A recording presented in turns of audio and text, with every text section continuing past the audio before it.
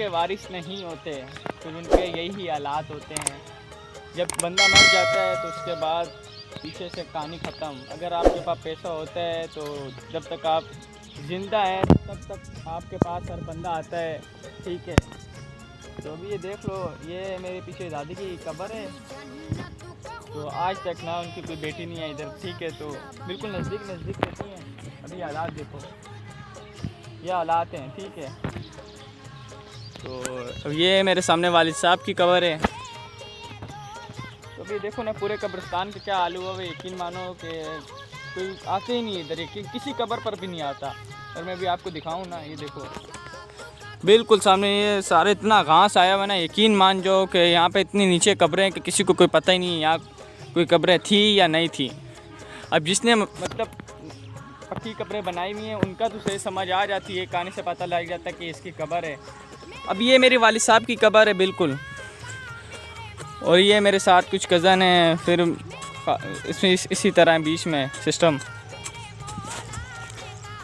तो अभी हम लोग आए हुए तकरीबन, आज हम सफाई करेंगे ना यहाँ तक 4 दिन तो इंशाल्लाह मैं आऊँगा और ओनली ये सारी क्लियर करेंगे मुझे बिल्कुल सारी। यहाँ सारा कब्रिस्तान ये यहाँ पर मेरी फुप्पो की जो बेटी है उसकी कब्र है, ठीक है। तो ये देखो ना, अभी वो उनको सिर्फ पैसों की पड़ी होती है, पैसा कमाना है।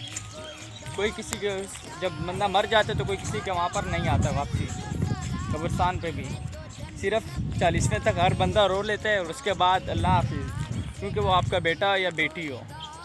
बेटियाँ हैं ना, बेटी हमेशा पूछती हैं, बार बार आती हैं, लेकिन हर बेटी एक बेटी नहीं रहती। अब ये देखो ना, कब्रें भी बेचारी रो रही होंगी कि हमारे कोई वारिस थे जब ज़िंदा थे हम लोग, और अब बिल्कुल नहीं है।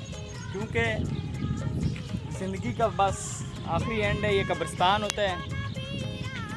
लोग पैसे के पीछे भागते हैं, इश्क मशूक़ी के पीछे भागते हैं, और उस गलत कामों के पीछे भागते हैं, लेकिन अंजाम बहुत बुरा होता है इसका। फिर आखिर में अंजाम यही कब्र होती है।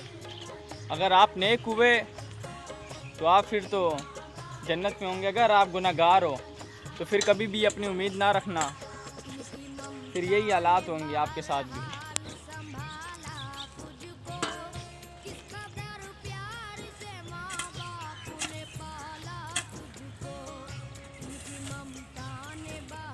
तो भाई जिस औलाद के लिए आप इतना कुछ करते हो, ठीक है, तो जब आप मर जाते हो तो बिल्कुल भी नहीं कोई पीछे आता। लोग बोलते हैं बेटियां आती हैं और बेटे आते हैं, पीछे वारिस आते हैं, कोई भी नहीं आता किसी के पीछे। तो आज मैं कब्रिस्तान पर आया हूँ तकरीबन 2 साल, मैं हर साल आता हूँ ओनली। तो हम लोग ये मतलब सारा घास वगैरह उतारते हैं। तो यकीन मान जाओ आज तक तो मेरी फुप्पो है ना वो कब्रिस्तान में आई है ना कुछ भी नहीं, ठीक है।